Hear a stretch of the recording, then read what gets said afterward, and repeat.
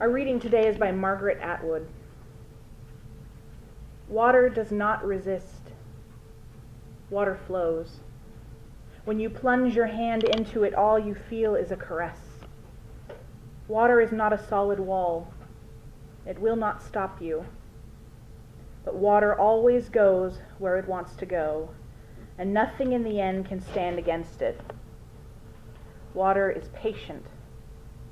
Dripping water wears away a stone. Remember that, my child. Remember you are half water. If you can't go through an obstacle, go around it. Water does. Unitarian Universalists lay claim to a few famous modern musicians. One of the most well-liked is Peter Mayer, whom you might know as the writer of the song Blue Boat Home that we'll sing later.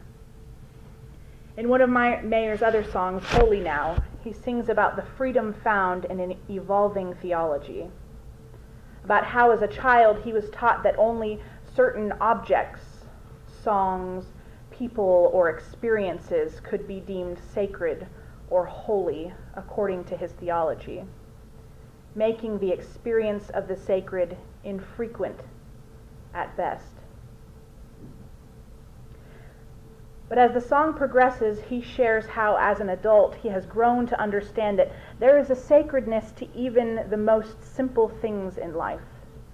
He sings, "When holy water was rare at best, it barely wet my fingertips.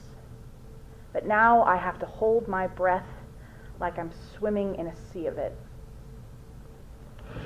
On this, our annual celebration of a beloved UU tradition, the water communion, I cannot help but be moved by the image Mayer presents here. The idea that one could be so overcome by holy water, so immersed in a world of beauty and blessedness that they must take measures not to drown in it. What a beautifully UU perspective of the world. And if not tempered by reality outside our own, what a truly fortunate and privileged experience of life it presents. When 1 in 10 human beings lacks access to safe water, that's 663 million people in our world now, how lucky are we to find inspiration, awe, and wonder in something as mundane, as essential, and as easily accessible for the vast majority of us in the North Georgia mountains as water. What a luxury it is to look beyond the daily need to secure clean water for ourselves and instead be moved to sing, dance, paint, write, or reflect on it. As with most privileges we experience in life, there is the need for recognition of it, and hopefully the urge to equalize the experience. And isn't water the great equalizer? Water joins us together at a molecular level. We're composed of 60% water as adults, water that's flushed and replenished many times a day from the great source we all share. We've swum in, drunk, bathed, cooked, or otherwise utilized the water of this earth over and over again since time begun, linking us together. This water unites us with the sweat of those who protest the North Dakota Access Pipeline. We're joined together through the tears of those who continue to mourn the loss of their loved ones, colleagues, friends, and fellow Americans on this anniversary of 9/11. We are tied to those still sorting out their lives in the remaining floodwaters of Louisiana and West Virginia. Those suffering through droughts in California, across India and Ethiopia. Those we have never and will never meet somehow hold a piece of us within themselves, and vice versa, a precious recognition of our sixth principle of interconnectedness.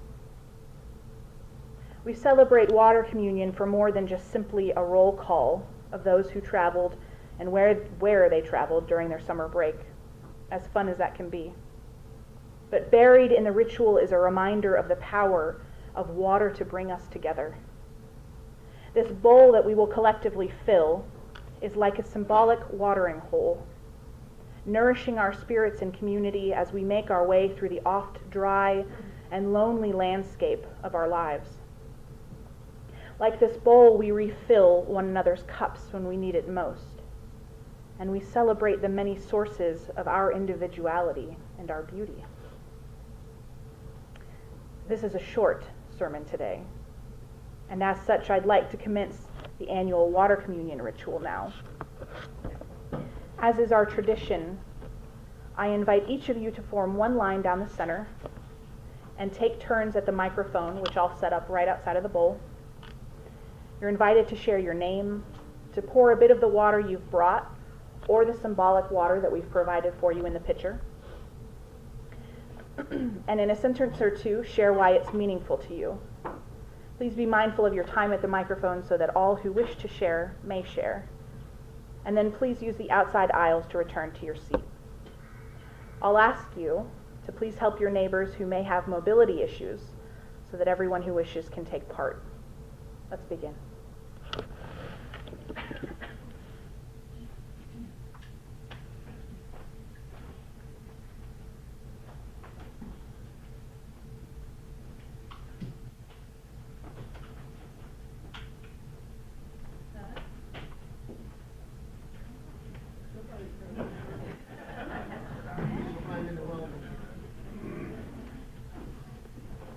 This water is representative of the Standing Rock Sioux Reservation fight to maintain the quality of their water, which is so necessary to so many indigenous people throughout the world.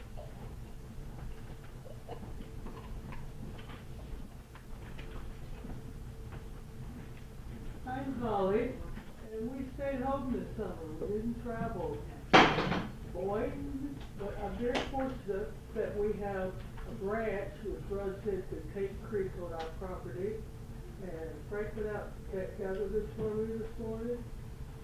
And I'm very fortunate to be here with all of you. And thank you so much.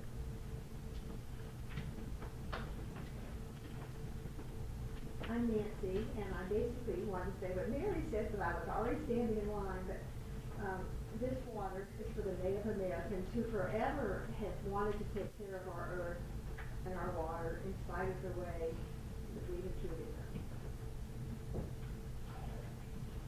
They're protectors, not protectors.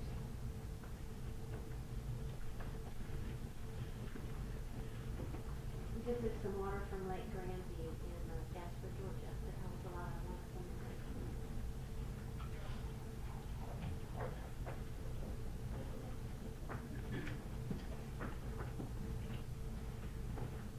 My name is Gail, and this water is symbolic of spending 12 beautiful days on the Danube this past spring, with Kathy and Bert or Sylvia. It was an absolutely beautiful trip, and meeting all the people was really, really wonderful. This was great too.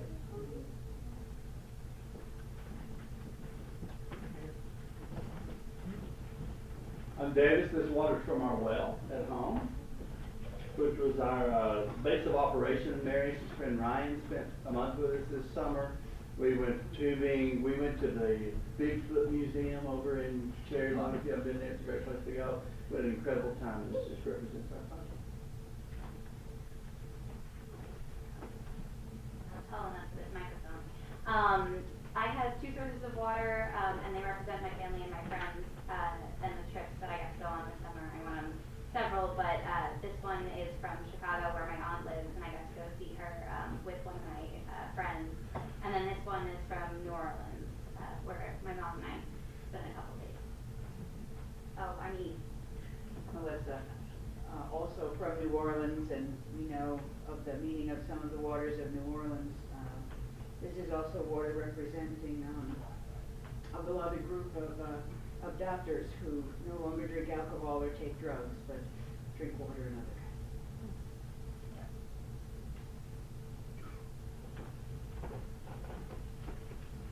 I'm Wynn, and we stayed pretty close to home on the Chattahoochee River this year, the river that provides sport and drinking water for so many people in the state of Georgia.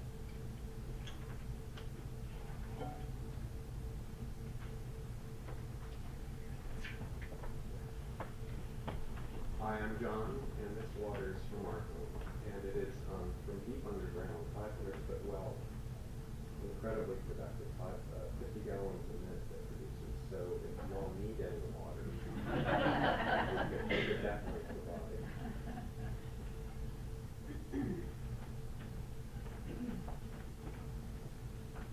Hi, I'm Jane. I grew up in California, and even back then there was drought. So I've learned to be very frugal with water, and when we moved to Georgia, I couldn't get over all the little streams along the streets and everything, and along the highways, and the waterfalls and everything. I wasn't used to it, but I do value water, and I try to conserve it.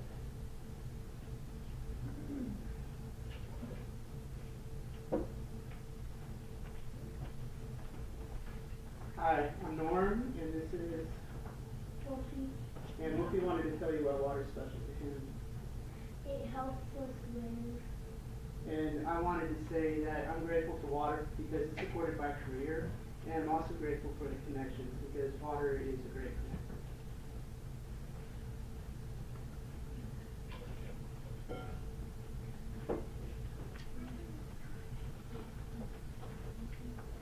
I'm Carol, and I'm so glad to know I'm not the only one who brought well water.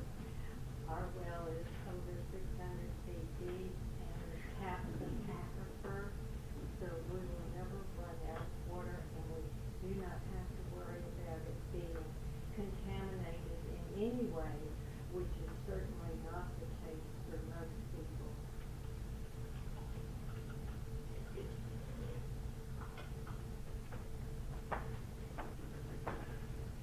We follow all the net because we have our pipe down over 600 feet, and we feel that sense of security. We, excited when we moved into this place 10 years ago, but I have been thinking we are attached to all the other water coming, trickling through our granite little place down 600 home. And then it goes all the way to the ocean and to the skies. And we are just here because we have water, and we're nesting. We all know and understand that. What I will add is that it tastes so good. Drinking a glass of water, it makes me feel like I'm getting renewed.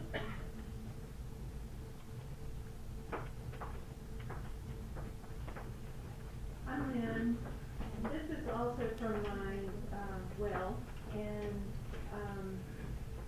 it was just a miracle to turn on the faucet this morning and fill this jar. Whenever I wonder what to be grateful for, the first thing I think of is clean drinking water, and just 1 in 10 in the world who don't have it. That's just stunning and awful. I think we should be very grateful.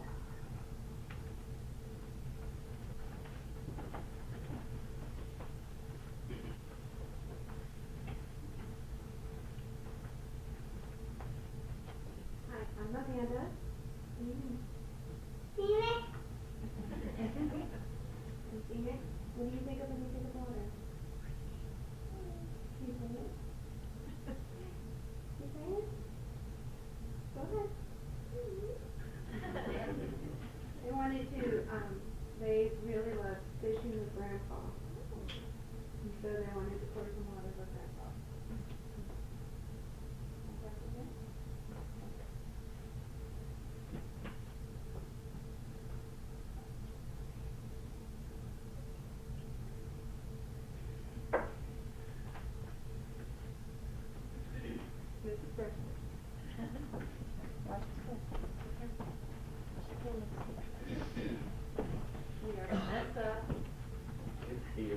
You told me you wasn't gonna talk, so I wasn't sure.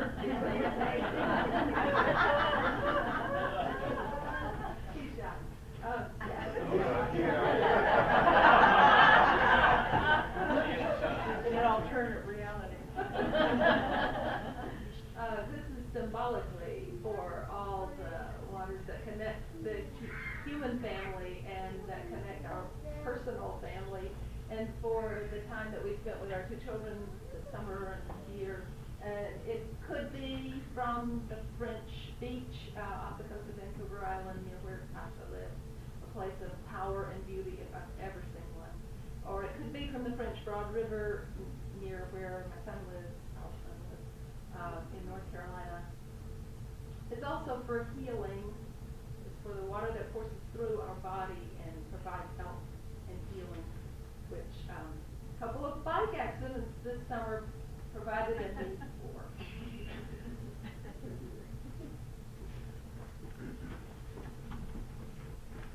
And I'm Lisa, and this water, which does come from our well, but we have lots of fun trips and activities this summer that involve water, so we're grateful for those, and also just to have fresh, clean water to drink whenever we want.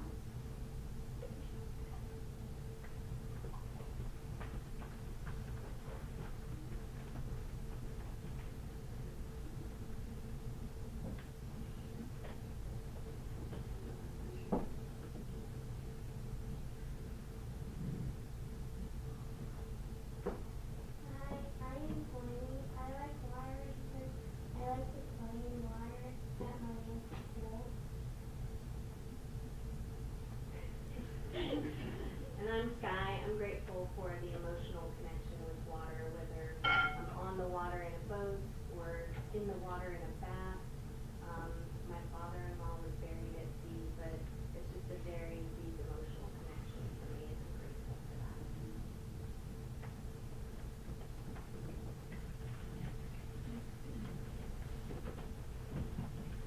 I'm Mary Jane. This is in honor of the big waters of the Great Lakes that I grew up around in Michigan, and I'm going to be there next week and visiting my family for the first time in 5 years. Hi Sylvia, this water represents the Danube River, the part of it that passes by the area where the iron shoes lay, from where all of the Jewish people that the Nazis threw into that river. And now for you.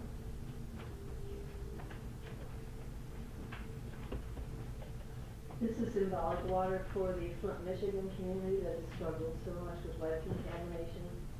For the Bean Creek community over in Sautee, which is just behind where Chad and I live, that has suffered with contaminated water for many years. For upstate New York communities and other places in New England, all of which do not have the luxury of the water that we have.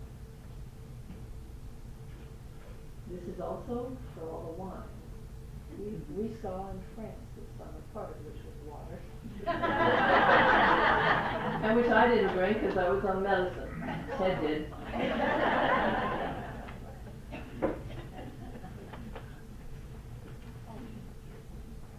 This water comes from our new home, which we just moved into, our first house. And the joy of settling into life in this new home, and appreciation for the gift of water during pregnancy and for the protection that it offers to a baby brother. Right?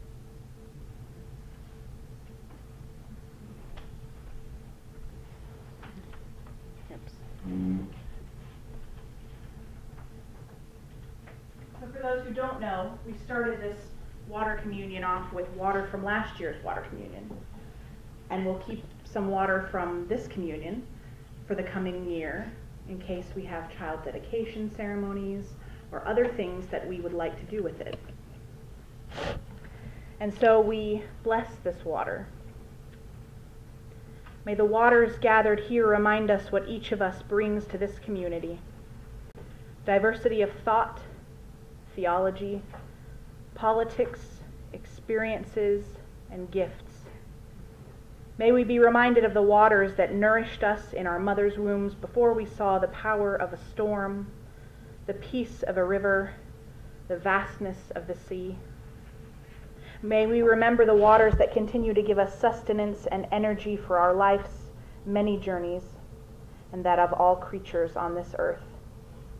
We bless this water together, calling it sacred and holy because it comes from places dear to us and remains meaningful even after blending together with waters from all over. Amen, and blessed be.